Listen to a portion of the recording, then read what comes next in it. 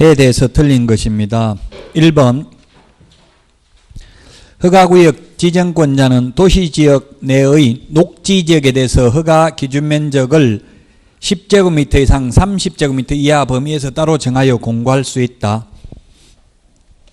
암기 프린터 32번에 있고, 예, 그렇습니다. 10% 이상 300% 이하 범위 내에서 따로 정하여 공고할 수 있죠.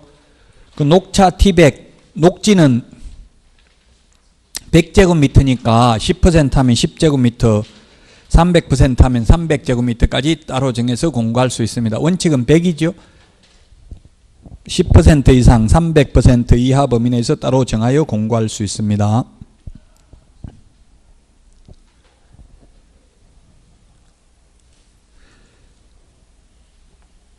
(2번) 도시지역 외의 지역에서 지목이 대인 토지는 원칙적으로 250제곱미터 초과하는 경우 허가 대상이다. 암기 프린터 32번에 보면 기농한, 임백천 이렇게 했죠. 기타 250, 농지, 기타가 이게 대지입니다. 농지 500, 임야 1000. 임야 농지 아니니까 기타잖아요, 전부. 2번 맞고요. 3번 허가구역 지정 당시 기준면적을 초과하는 토지나 허가구역 지정 후 해당 토지가 분할되어 기준면적 이하로 된 경우 분할 후 최초의 거래는 허가 대상이 아니다. 이게 틀렸죠.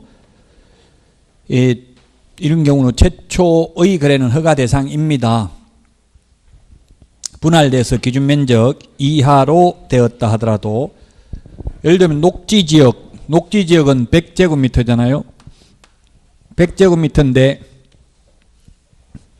처음에 180제곱미터였습니다. 허가받아야 되는데 허가구역 지정되고 나서 1번지, 1의 1번지 이렇게 분필을 해가지고 90제곱미터씩 됐다 하더라도 이 처음에 이 둘 중에서 하나를 처음 거래할 때는 허가받아야 된다고요.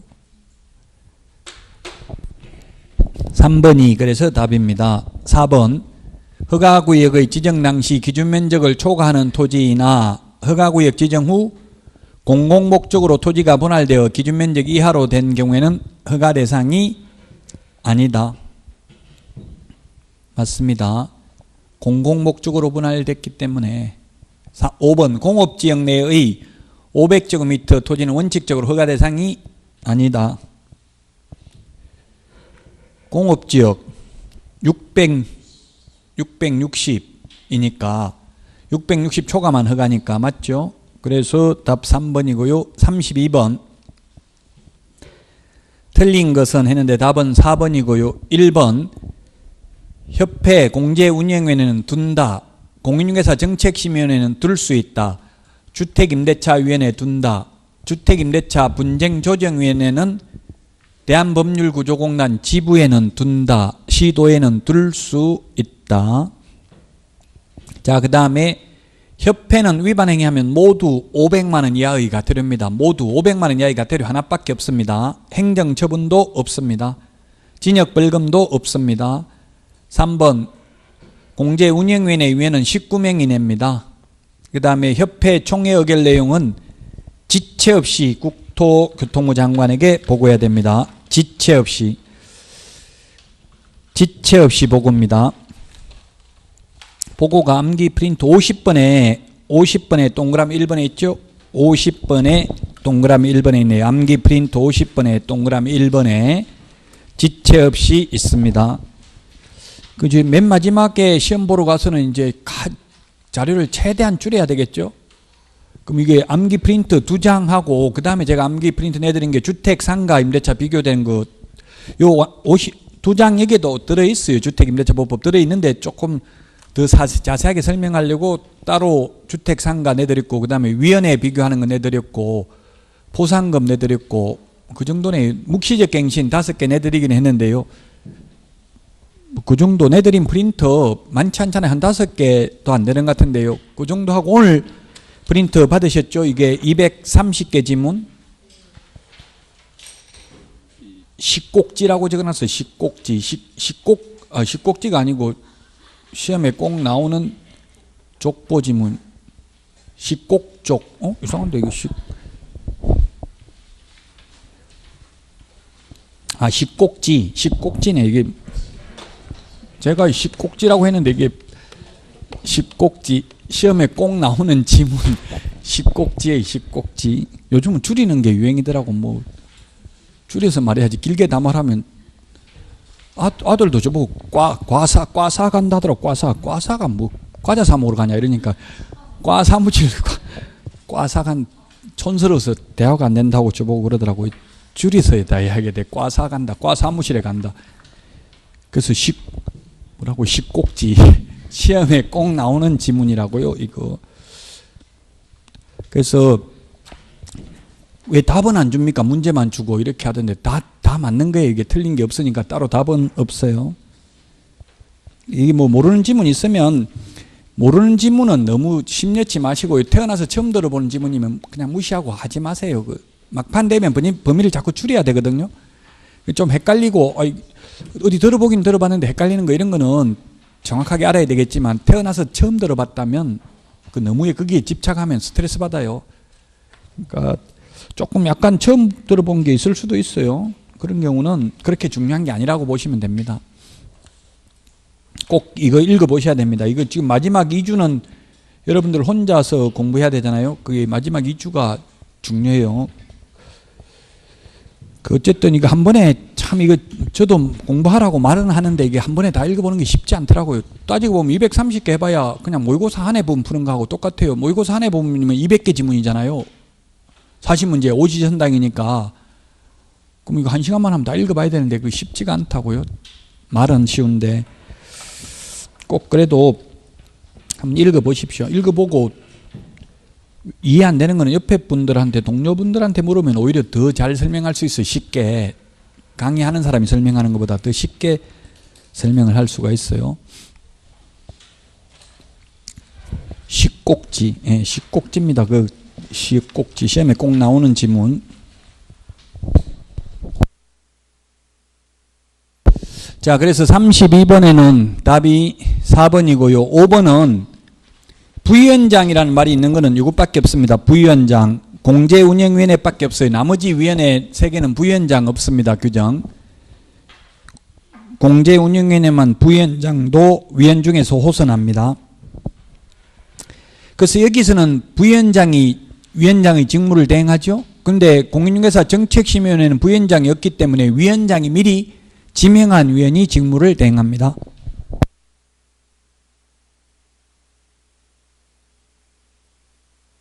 (32번에) 답 4번, 33번 옳은 것은 했는데 답 5번입니다. 1번은 시도지사가 아니라 허가권자는 시장, 군수, 구청장입니다. 허가구역 지정권자가 장관 또는 시도지사죠. 그래서 시도지사 틀렸고 2번은 15일 이내가 아니라 5일 후에 효력이 발생합니다. 3번 유무상에 관계없이 X죠. 소유권, 지상권에 관한 유상계약이나 예약의 경우에만 허가받습니다. 그 다음에 4번에 경매 허가 안 받습니다. 압류부동산 공매 허가 안 받습니다. 비업무용 부동산 공매는 3회 이상 유찰된 경우 허가 안 받습니다. 채비지, 보류지 매각하는 경우도 허가받지 않습니다. 허가받지 않는 게 한 20몇 가지 되는데 다 암기할 수는 없어요. 근데 이런 거는 기출문제에 출제됐던 지문입니다. 5번이 답입니다. 허가받은 목적대로 사용하지 않는 경우에는 1년에 한 번씩 이행명령이 이행될 때까지 반복하여 10% 범위 내에서 부과하죠. 대통령령으로 정하는 금액인데 대통령령으로 정하는 금액이 방치하면 10%, 임대하면 7%, 이용 목적을 변경하면 5%, 기타 7%를 부과합니다. 이미 이행을 하면 새로운 이행강제금은 즉시 부과를 중지해야 되고요. 부과된 것은 징수하여야 합니다. 이행을 했다 하더라도. 작년에 기출문제에 나왔습니다. 이행강제금에 대해서 공인중개사법에 33번의 답 5번입니다. 34번 매수신청 대리와 관련된 설명으로 틀린 것입니다. 1번 중개업을 휴폐업한 경우에는 10일 이내에 신고합니다. 등록관청에는 3월 초과해서 휴업하고자 하는 경우 미리 신고하죠. 미리 신고하고 또 지방법원장에게 사후 10일 이내에 또 신고해야 됩니다. 2번 매수 신청 대리인은 매수 신청 대리업을 휴업 3월 초과하는 경우 폐업 또는 휴업한 매수 신청 대리업을 재개하고자 하는 때에는 감독법원에 그 사실을 미리 신고해야 된다. 맞습니다. 매수 신청 대리 휴업하고자 하는 경우 미리 신고하고 중개업을 휴업한 경우에는 사후 10일 이내에 신고한다고요. 자, 그 다음에 3번 협회는 등록관청으로부터 중개사무소 개설 등록, 휴폐업 신고, 자격 취소, 자격정지, 등록 취소, 업무정지 등에 관한 사항을 통보받은 후 10일 이내에 법원 행정처장에게 통지해야 됩니다. 그 다음에 공탁금은 3년간 회수할 수 없습니다. 5번인데 매수 신청 대리 보수 영수증은 교부는 해야 되지만 보존할 의무는 없습니다. 5번이 정답이 되겠습니다. 좀 이 문제도 조금 까다로울 수도 있는데 매수 신청 대리와 관련해서 시험에 한 문제는 출제됩니다. 그 다음 달 통보하는 거 우리 10일 암기 프린트 10일에도 있는데 등록관청은 등록사항 등을 다음 달 10일까지 우리 암기 프린트 25번에 보면 있죠. 협회에 통보해야 된다. 그리고 통보받은 협회는 통보받은 날로부터 10일 이내에 법원 행정처장에게 통지해야 됩니다. 법원 행정처장에게 통지해야 된다. 그 다음에 지방법원장은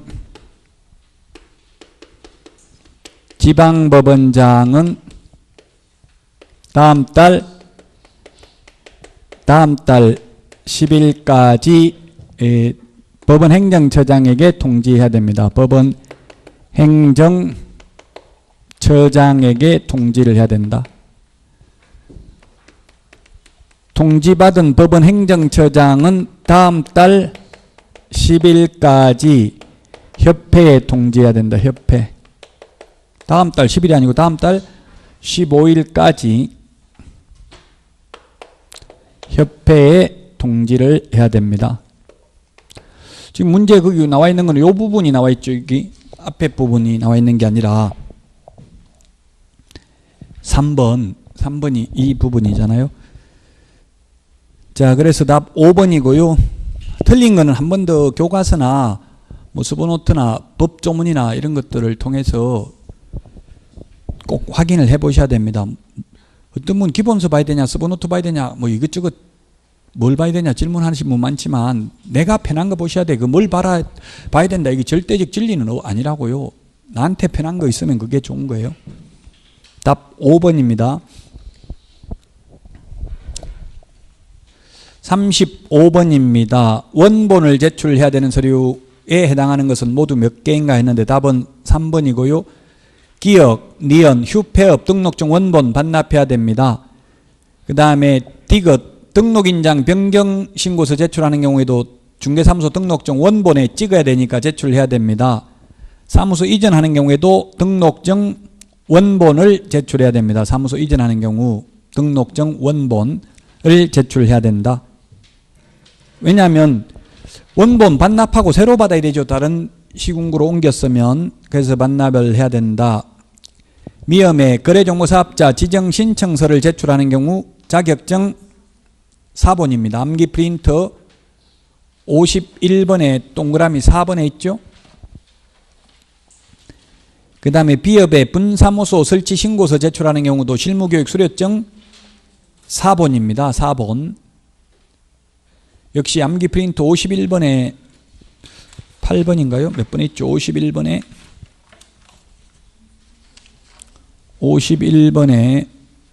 8번에 있죠. 8번. 51번에 8번. 51번에 8번에 있습니다. 실무교육 수료증 4번입니다. 그래서 두 개가 4번입니다. 미음, 비업, 쉬옷, 사무소, 분사무소 이전하는 경우는 분사무소 설치신고 필증 원본, 주된 사무소 이전할 때는 등록증 원본 제출, 반납하고 새로 받아야 되니까 반납해야 됩니다. 옛날에 받은 건. 그래서 답 3번입니다. 암기 프린터 51번 제출 첨부 반납하는 것 기억을 해야 되겠습니다. 답 3번이고요. 36번 틀린 것은 답 5번입니다. 1번은 자격증 이제 등록 신청, 분사무소 설치 신고, 소속 공개사 고용 신고할 때 자격증 제출하지 않습니다. 직접 시도의사한테 확인합니다.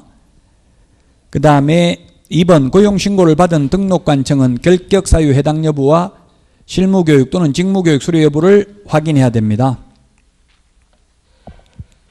2번 맞습니다. 3번 소속 공개사 또는 보조원으로 외국인을 고용하는 경우에는 결격 사유에 해당하지 않음을 입증하는 서류를 첨부해야 된다. 그게 당해 국가에 주재하는 대한민국 영사관이 확인하는 공정서류나 증명서류 또는 아포스티유 확인서를 제출해야 됩니다.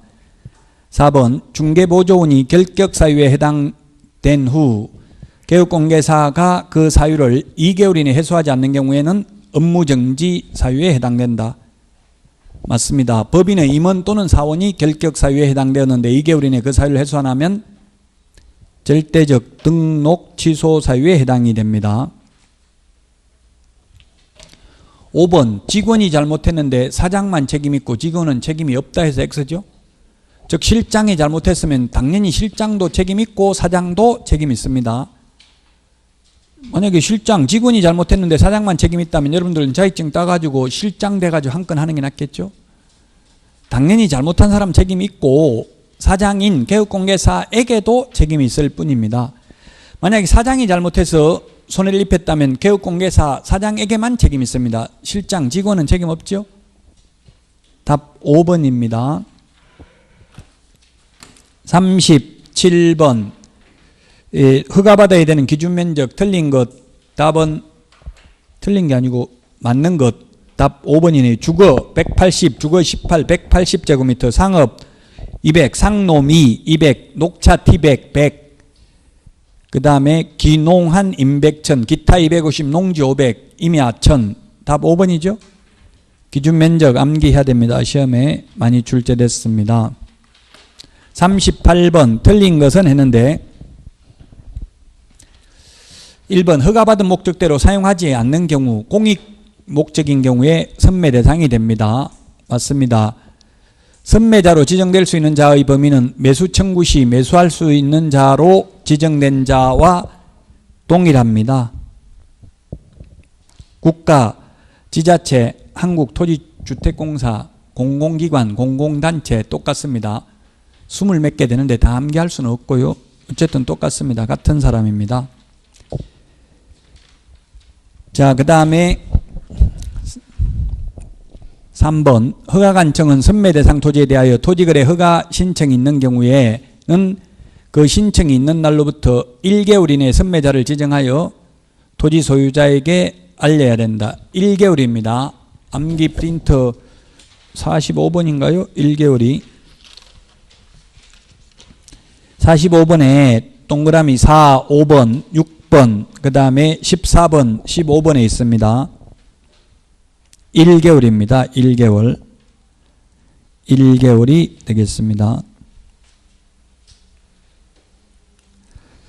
거기에 15번에 있죠. 15번.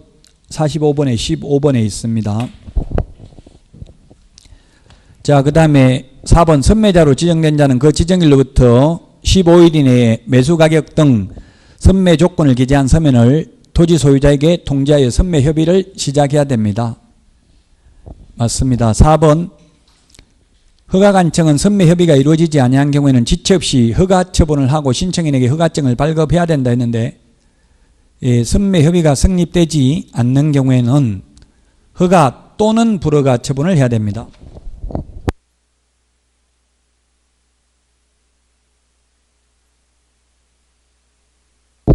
지체 없이 허가 또는 불허가 처분을 해야 된다. 허가증을 발급해야 되는 게 아니고 불허가 처분을 할 수도 있어요. 선매 협의가 불성립돼도 그게 허가 불허가에 영향을 미치지는 않는다. 답 5번이고요. 39번 기출문제입니다. 이게 27회 기출문제 같은데요. 최근의 기출문제입니다. 그 이대로는 안 나오겠지만 이런 취지로 나올 수 있다는 이야기예요. 그래서 우리 암기 프린터는 1년 44번에 암기 프린터는 44번에 12번, 13번, 14번, 15번에 있네요. 44번에 12번, 13, 2 플러스 1, 최근 1년 이내에 2회 업무정지 처분받고 또다시 업무정지에 해당되는 위반행위를 하면 절대적 취소입니다. 5번도 마찬가지 업무정지 2번 받고 또 업무정지에 해당되면 매수신청 내리는 임의적 취소입니다. 매수신청 내리는 임의적 취소다. 매수신청 내린 등록은 취소할 수 있다. 똑같이 업무정지 2번에 매수신청 내리 업무정지에 해당되는 위반행위를 해도 12번, 15번 똑같은데 중개업은 절대적 취소, 매수신청 내린 등록은 취소할 수 있다. 3 플러스 1은 임의적 취소다. 모순이잖아요. 지금 한 번 더 많은데 임의적 취소니까 이 3 플러스 1에는 반드시 과태료가 2번 이상 포함되어야 된다고요. 과태료가 한 번밖에 없으면 이미 그 과태료 한 번 빼도 여기에 해당되잖아요. 최근 1년 이내에 업무정지, 과태료, 업무정지 이렇게 3 플러스 1 또다시 업무정지에 해당되는 위반행위를 하면 이거 하나 빠져도 2 플러스 1 절대적 취소라고요. 그래서 과태료가 2번 이상 돼야 된다. 이 총 4번 중에서 과태료가 2번 이상 들어가야 지금 4번 모두 다 과태료라도 임의적 취소죠. 과태료에 해당되는 위반행위 3번 하고 또다시 과태료에 해당돼도 임의적 취소라고요. 14번은 2 플러스 1인데 앞에 2번은 업무정지 또는 과태료고 뒤에 플러스 1은 반드시 과태료인 경우에는 업무정지 사유입니다. 그래서 기출문제에 27회에 기출문제에 이런 식으로 39번이 출제됐다. 그대로입니다. 이 취지를 이해하라는 이야기입니다. 그래서 기억은 2 플러스 1 절대적 취소입니다. 니은은 과태료가 2번 들어갔잖아요. 3 플러스 1 임의적 취소죠. 과태료 2번 들어갔으니까. 디귿은 3 플러스 1인데 과태료가 한 번밖에 안 들어갔잖아요. 3 플러스 1에. 그래서 이거는 절대적 취소라고. 과태료 한 번 그 빼도 절대적 취소죠. 3번이 디귿이 절대적 취소. 4번에는 과태료 3번 또다시 업무정지. 과태료가 2번 이상이니까 이건 임의적 취소죠. 답이 2번입니다. 기억 디귿은 임의적 취소. 임의적 취소가 아니라 기억 디귿은 절대적 취소. 니은 리얼 두 개는 임의적 취소입니다. 답이 2번입니다. 기출문제입니다. 이건 기출문제 그대로입니다. 그 취지를 이해해야 된다는 이야기입니다. 똑같이 이대로는 안 나옵니다. 40번 매수신청 내리의 범위에 속하지 않는 것은 답은 2번입니다. 인도명령, 명도소송, 항고소송, 배당이의소송 등 소송 절차는 변호사의 업무이고 매수신청 대리인 등록을 한 개업공개사가 할 수 없습니다. 개업공개사는 단순히 서류 써내는 것, 돈 대신 내는 것, 돈 대신 돌려받는 것, 차순위 매수신고하는 것, 차순위 매수신고인의 지위를 포기하는 것 이런 것만 할 수 있습니다. 공유자 우선 매수신고, 구임대주택법상 임차인 우선 매수신고 이런 것만 대행할 수 있습니다. 답 2번입니다. 인도명령, 명도, 소송 대리는 안 됩니다. 41번 답 2번인데요. 옳은 것, 기억, 옳은 내용입니다. 신분증 제시 요구할 수 있습니다. 니은은 휴업은 간판 철거할 의무 없다고 했죠. 휴업이나 업무정지, 자격정지는 다 최고 길어야 6개월이잖아요. 휴업 때문에 틀렸습니다. 휴업은 간판 철거할 의무 없습니다. 디귿의 간판 철거는 행정절차법이 아니라 행정대집행법입니다. 그래서 틀렸습니다. 디귿. 그 다음에 리얼, 5개 광고물, 이게 5개 광고물이 아니고 리얼은 표시 광고물이네요. 표시 광고할 때는 4가지 사항을 표시해야 되죠. 사무소 명칭, 소재지, 연락처, 성명 4가지 사항 표시 안 하면 100만 원 이하의 과태료. 5개 광고물, 간판에는 성명만 표기하면 된다 했죠. 그래서 리얼이 맞고요. 미음, 업무정지 기간 중에는 공동으로 사용할 수 없습니다. 그래서 틀렸습니다. 업무정지 기간에도 공동으로 사용할 수 있다 해서 틀렸습니다. 맞는 것 답 2번입니다. 기억하고 리얼 2개가 되겠습니다. 42번 정정할 수 있는 사유가 아닌 것은 답 5번이고요. 리얼 하나만 정정할 수 있습니다. 리얼. 토지의 지목만 정정할 수 있습니다. 나머지 정정 안 되는데, 정정은 우리 암기 프린터 14번에 있죠. 암기 프린터 14번에 있습니다. 1번 기억, 주민등록번호 정정 안 됩니다. 주소, 전화번호, 휴대전화번호는 정정 가능하죠? 주민등록번호 인적사항은 정정이 안 된다고요. 주민등록번호가 바뀌면 딴 사람하고 계약하는 거잖아요. 다른 사람하고. 그럼 새로 부동산 거래 신고를 해야 됩니다. 종전급.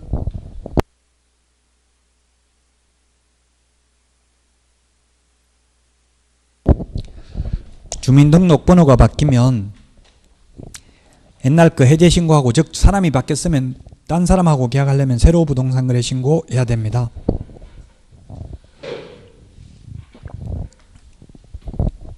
니은 거래 가격은 변경은 가능하지만 정정 신청은 안 됩니다. 변경 신고는 가능합니다. 토지의 종류 안 됩니다. 건축물의 종류만 정정 가능합니다. 지목은 정정 가능합니다. 리얼. 계약 조건이나 기한, 조건, 기한, 변경은 가능하죠. 지분 변경, 도면, 가기, 기한 변경은 가능하지만 정정은 안 됩니다. 지번, 지번도 정정 안 됩니다. 지번, 소재지, 우리 암기 프린트 14번에 토지의 종류, 부동산 등의 소재지, 지번, 성명, 주민등록번호 정정 불가능이라고 되어 있죠. 5번 밑에 주지사, 종목. 답 5번입니다.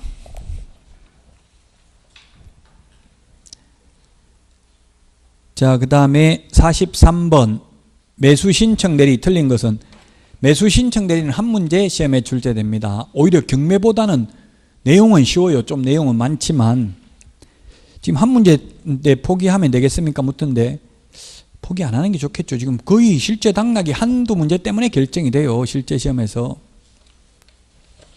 어려운 건 없습니다. 매수 신청 대리는. 맨 뒤에 있으니까 거의 많은 분들이 공부는 안 하는 경우가 많아요. 틀린 것은 했는데 1번 자격 취소되고 3년이 경과되지 아니한 자는 공인중개사가 될 수 없다. 예, 맞습니다. 2번 등록 취소 처분에 해당하는 사유가 발생한 날로부터 3년이 경과한 때는 이를 할 수 없다. 업무 정지만 소위 제척기간이 있죠. 이게 틀렸네요. 2번. 제가 매수신청대리라고 했는데 공인중개사법과 매수신청대리 둘 다 묻는 거예요. 지금 하고 있는 건 다 공인중개사법이죠. 그래서 2번이 틀렸습니다. 등록 취소가 아니라 업무 정지만 소위 제척기간이 있다. 3년. 그래서 2번이 틀렸고요. 그 다음에 확인설명서 당사자에게 교부하고 사본 3년간 보존해야 됩니다. 3년 보존. 전속중개계약서도 3년 보존입니다. 매수신청 대리인 등록 취소된 후 3년이 지나지 아니하면 등록할 수 없습니다. 매수신청 대리도 공탁금 3년간 회수할 수 없습니다. 우리 암기 프린트의 숫자는 다 정리되어 있죠. 그래서 43번에 2번이 답이 되겠습니다. 44번 옳은 것은 답 3번입니다. 1번 매수신청 대리 업무정지는 6월 이하가 아니라 1월 이상 2년 이하입니다. 그 다음에 2번 매수신청 대리 사건 카드 3년 보존이 아니라 5년 보존입니다. 5년 보존.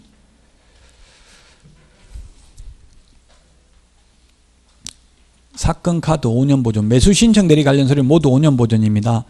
3번 매수신청 대리 대상물 확인설명서 5년 보존해야 된다. 맞죠? 중개대상물 확인설명서는 3년 보존입니다. 3번이 맞고요. 4번은 등록관청은 10일 이내가 아니라 7일 이내 등록 처분 통지해야 됩니다. 5번은 10일이 아니라 15일 이내에 재보정 설정을 해야 됩니다. 손해배상을 한 때에는. 기간이 만료된 때는 만료일까지 다시 설정하면 됩니다. 그래서 3번이 정답이 되겠습니다.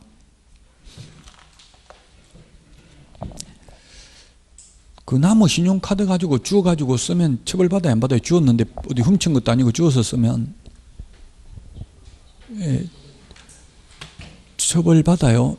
누나도 저한테 전화 왔더라고. 누가 통장에 계속 50만 원씩 입금시키는데 누가 했는지 모르겠다. 찾았으면 되냐 묻더라고요. 쓰면은 점유이탈물 횡령죄에 해당됩니다. 점유이탈물 횡령죄에 해당됩니다. 쓰면 안 됩니다. 그래서 지금 1,000만 원 써가지고 70대 어르신이 나무 그 체크카드 주워가지고 1,000만 원 써가지고 지금 구속은 아직 안 됐는데 수사받고 있어요. 조사받고 있어요.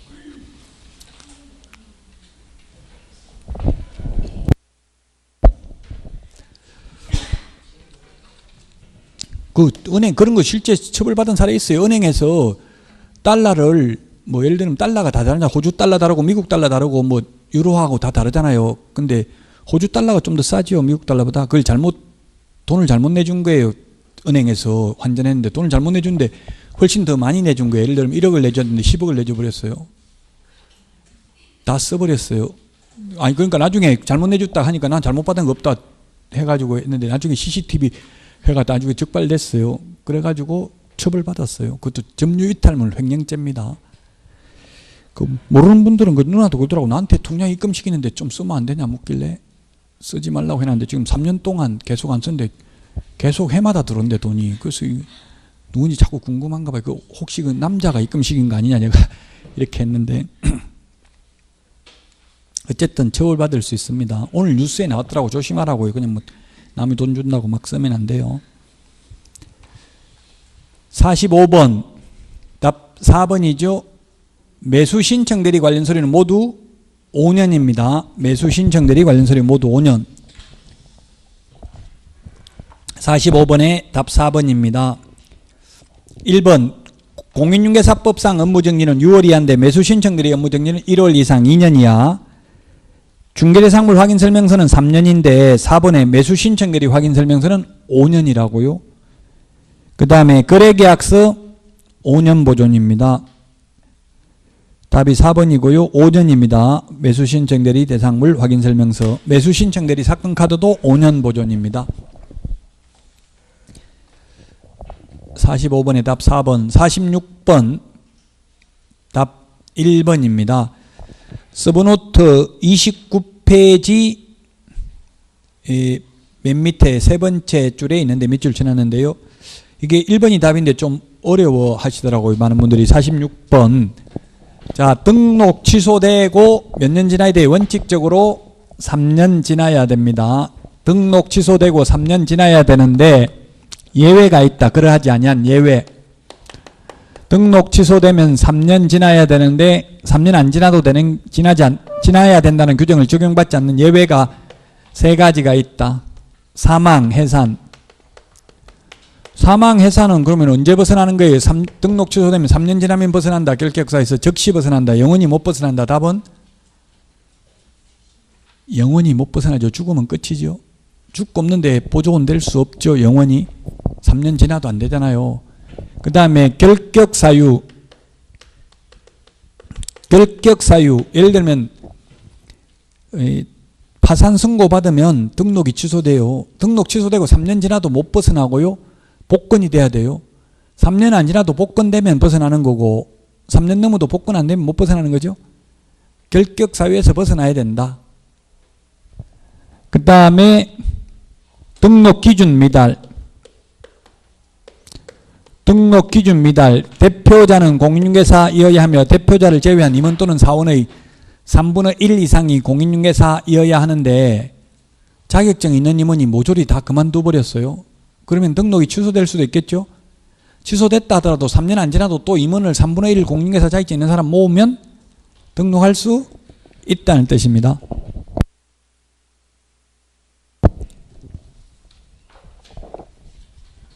그 1번은 6월 초가 무단휴업에서 등록 취소됐으면 3년 지나야 돼요.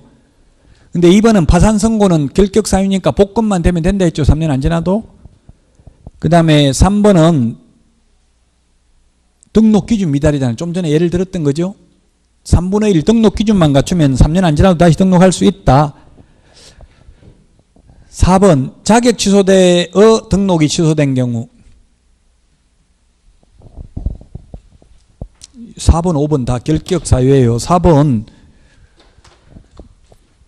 자, 그러면 오늘이 2018년 10월, 오늘 며칠이에요? 5일인가? 10월 4일이에요. 오늘 자격이 취소되었다. 자격 취소되면 3년 지나야, 자격 취소돼도 3년 지나야 된다는 말이 있죠.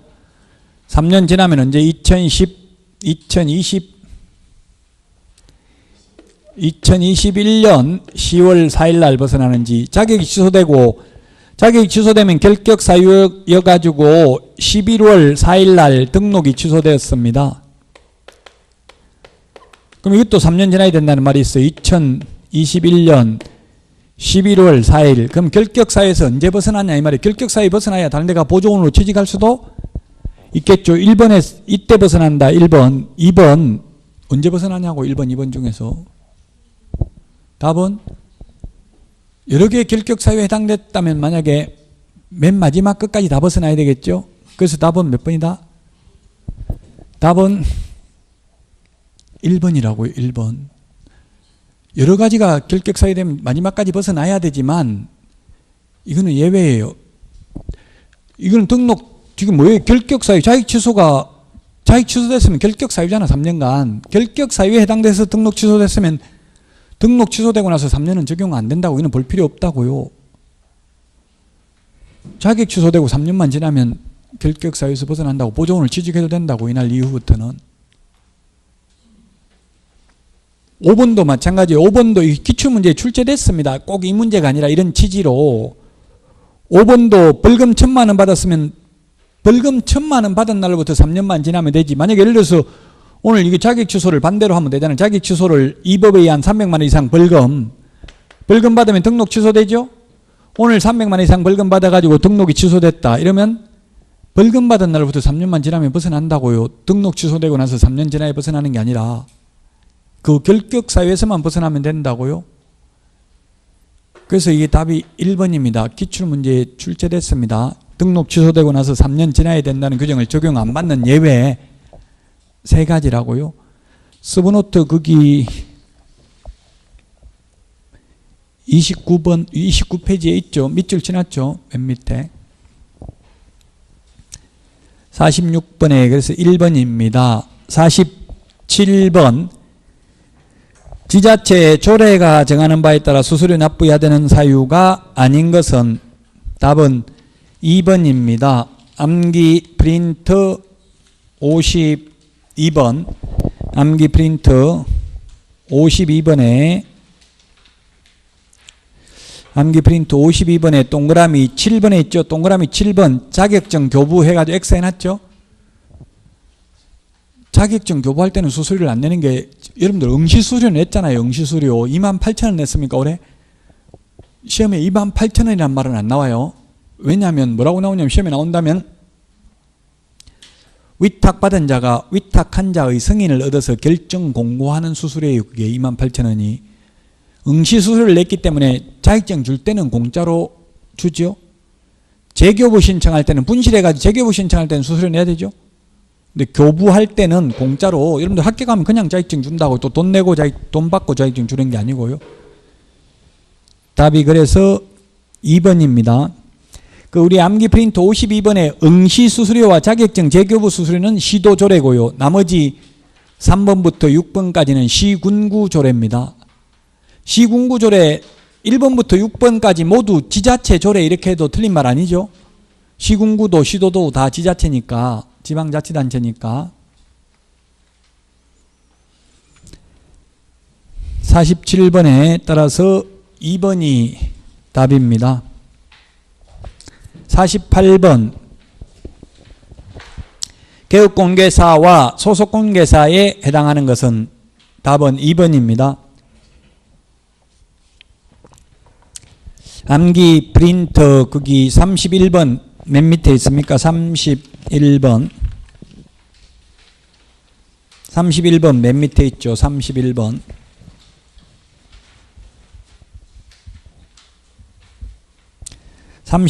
맨 밑에 있는데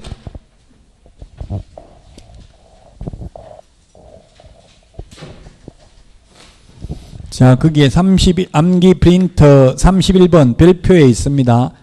31번 별표에 보면 개공만부터가 아니라 개공등이 먼저 있나요? 1번에 개공등에 해당되는 걸 보면은 법제 10조 개업공개사 등의 결격사유, 그 다음에 법제 12조 2항 이중 소속 금지,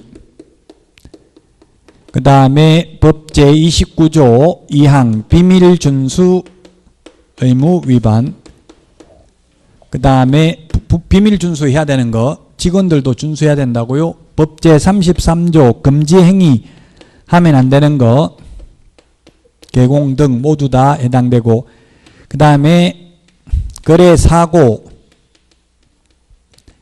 예방교육 대상 개공 등에게 해당됩니다. 예방교육은 보조원도 대상이 됩니다. 자, 그 다음에 두 번째 별표가 뭐가 있어요?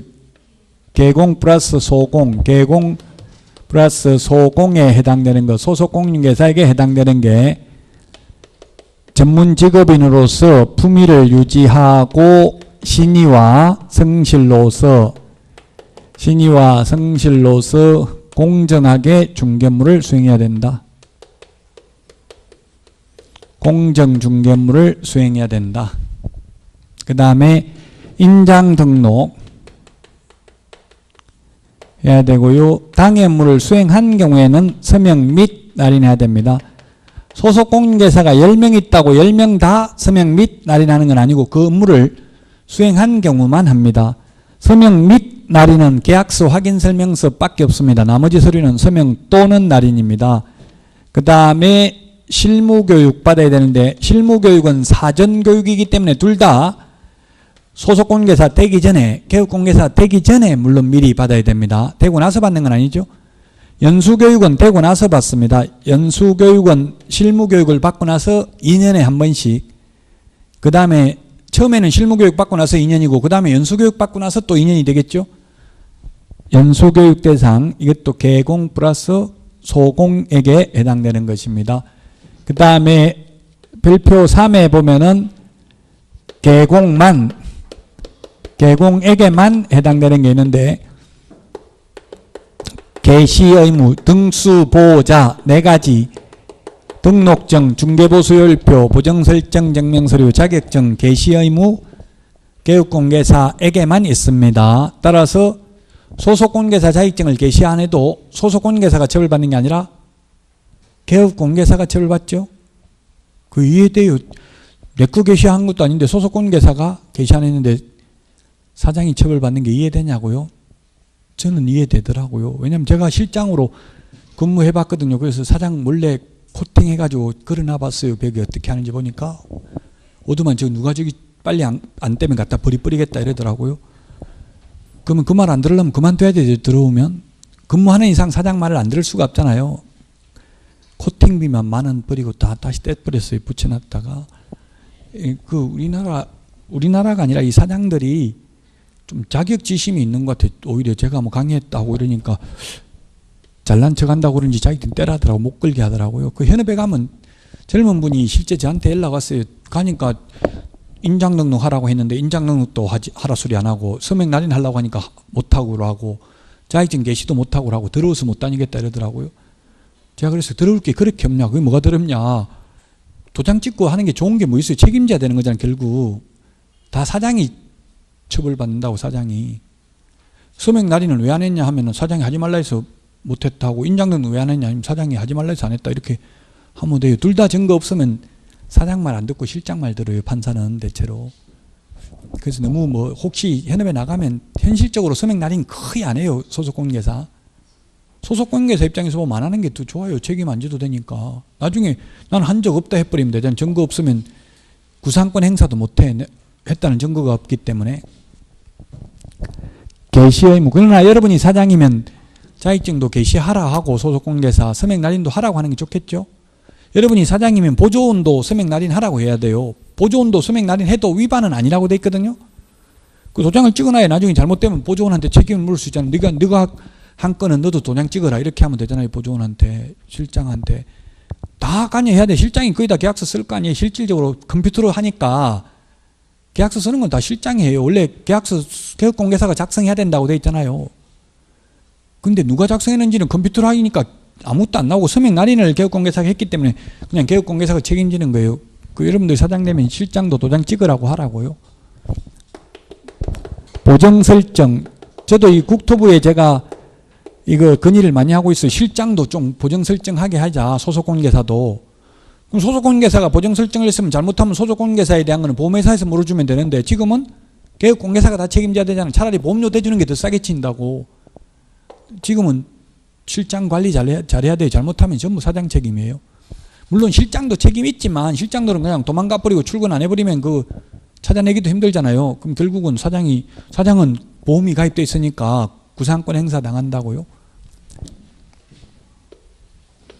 제가 아는 분 구상권 행사 당했는데 계속 도망 다니니까 막 그렇게 찾아다니진 않더라고요. 근데 한 3년 지나도 구상권 행사 돈 안 갚으니까 그냥 신용정보회사에, 고려신용정보회사에 넘겨버리더라고요. 그럼 신용정보회사에서 이때까지 이자까지 해가지고 훨씬 더 많이 갚아라고 연락 와요. 그리고 채무불이행자 명부에 등재한다 막 이제 압박을 서서히 가더라고요. 법원의 채무불이행자 명부에 등재해버리면 신용카드도 못 만들어요. 은행 통장도 못 만들고 아무 활동을 할 수가 없어요. 자, 그래서 개시 의무, 보정 설정 의무, 보존 의무, 계약서 5년 보존해야 되는 거 개업공개사가 있어요. 소속공개사는 5년 되기 전에 잘리죠. 그 뭐 보존 의무 없습니다.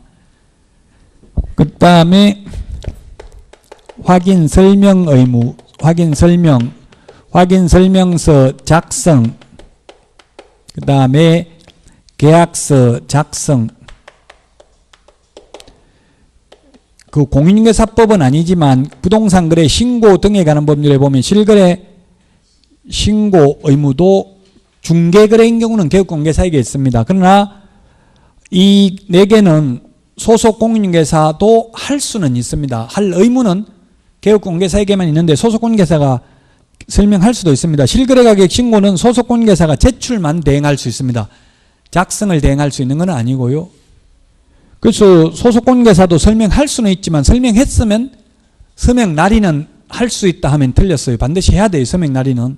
그러나 설명은 소속 공인중개사 해도 되고 안 해도 됩니다. 그 외에도 뭐 폐업신고, 휴업신고, 폐업신고, 재개신고 이런 거 전부 다 개업공개사 의무입니다. 이전신고, 사무소 이전했을 때 이전신고 이런 것들 전부 개업공개사 의무입니다. 만약 이전했을 경우 신고해야 된다는 뜻이죠. 자, 그래서 개공에게만 해당되는 것, 개공 플러스 소공, 개공 등 이걸 반드시 구분하셔야 되겠습니다. 48번에 2번이 답이 되겠고요. 49번 이것도 법 14조 법인이 겸업할 수 있는 거 암기 프린터는 24번에 있죠. 암기 프린터는 24번에 있는데 그 취지는 뭐냐 하면 이게 취지는 왜 그럼 법인에게만 겸업을 제한하도록 하냐 하면은 법인은 돈 안 되는 것만 하도록 하는 이유가 외국 대형 법인의 우리나라 진출을 막기 위한 골목상권 보호하기 위해서 이렇게 하고 있습니다. 쉽게 말하면 돈 되는 거는 못하도록 한다고 보면 돼요.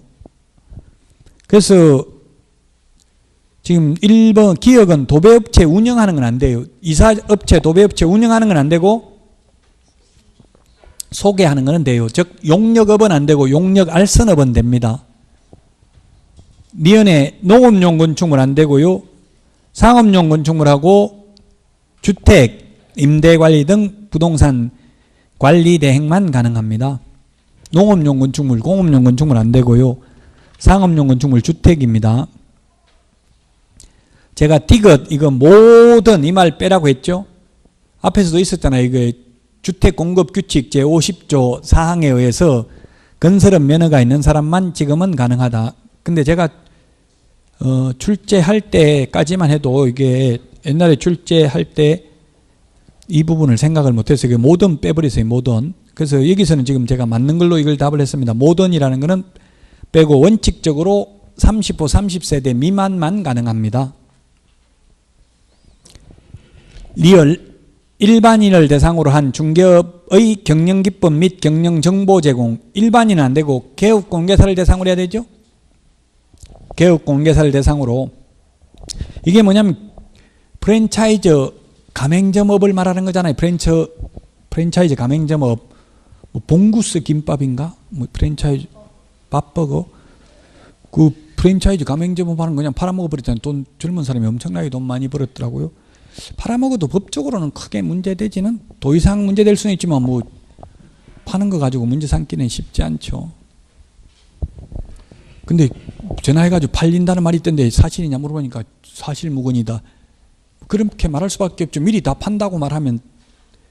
집도 팔 때 마찬가지예요. 집 팔 때 세입자 동의 받을 필요 있어요 없어요? 없어요 사실. 이 가맹점 점주들이 힘들어요. 그래서 아마 형사처벌 받기는 힘들 거예요. 그냥 그 가맹점 그 주들한테 말하지 않았다 하더라도. 이것도 모든이라는 걸 빼고 모든 상업용 이 말 빼고 그냥 주택 엄밀히 말하면 이제 주택법상 사업계획 승인 대상이 아닌 이 말을 넣어야 정확하게 맞는 말입니다. 주택법상 사업계획 승인 대상인 거는 주택공급규칙 제50조 사항에 의해서 건설업 면허가 있는 사람만 분양대행할 수 있다. 리얼 일반인을 대상으로 하는 게 아니라 개업공개사를 대상으로 해야 되고요. 미음은 맞습니다. 다만 이 민사집행법에 의한 경매부동산 매수신청대리 하려면 매수신청대리인 등록을 해야 됩니다. 지방법원장에게. 그러나 압류부동산 공매, 한국자산관리공사 압류부동산 공매 입찰대리만 하거나 또는 경매부동산에 대한 권리분석이나 취득 알선만 하려면 매수신청 대리인 등록 안 해도 됩니다. 입찰표 같은 걸 대신 적어서 제출할 때만 매수신청 대리인 등록을 해야 된다고요. 권리분석이나 취득 알선만 하거나 한국자산관리공사 압류부동산 입찰대리만 하려면 매수신청 대리인 등록할 필요 없다. 근데 요거는 다른 거는 다 개인 개업공개사도 할 수 있는데 요것만 즉 경공매 매수신청 대리 취득 알선 요거는 소위 중개인은 안 됩니다. 법부칙 제6조 2항의 규정에 의해서 등록을 한 것으로 보는 자는 이 경공매 매수신청 대리는 안 됩니다. 이거 빼고 나머지 분양대행은 할 수 있죠. 중개인도. 비업의 부동산 이용 개발업은 안 됩니다. 개발에 관한 상담업은 됩니다. 그래서 인터넷에 어떤 분 보니까 업이라는 말 들어가면 무조건 X지요 하던데 그렇지는 않습니다. 상담을 반복하면 상담업이잖아요. 여러 번 하면. 법조문에는 물론 상담업 안 돼 있고 그냥 상담이라고 돼 있어요. 근데 상담을 여러 번 할 수 있는 거잖아요. 여러 번 하면 상담업이 되는 거죠. 분양대행이라고 돼 있는데 분양대행을 여러 번 하면 분양대행업이잖아요. 그 분양업은 안 되지만 분양대행업은 돼요. 암기 프린트 24번에 있습니다. 이런 중개업 외에 이런 것들을 하고 받는 돈은 중개보수가 아니니까 당사자 약정이 있으면 많이 받아도 된다. 다만 매수신청대리 보수는 매수신청대리 예규에 보면 매수신청대리 보수율 표가 있죠. 그 범위 내에서만 받을 수 있습니다. 답 3번인데 이 문제도 약간 논란의 여지가 있습니다. 디귿 때문에. 그래서 여기 모든이라는 글자 빼고 모든 대신에 주택법상 사업계획 승인 대상이 아닌 이렇게 넣는 게 정확하게 맞는 표현입니다. 49번의 답 3번이고요. 50번 50번까지만 오늘 풀도록 하겠습니다. 다음 주에 이제 51번부터 100번까지 풀도록 하겠습니다. 어제도 어제 안 했어요. 백선 100문제 다? 하루 종일 어제 노는 날이니까 하루 종일 했겠네. 뭐 세법 했어요. 공시법 했어요. 뭐 했는데 세법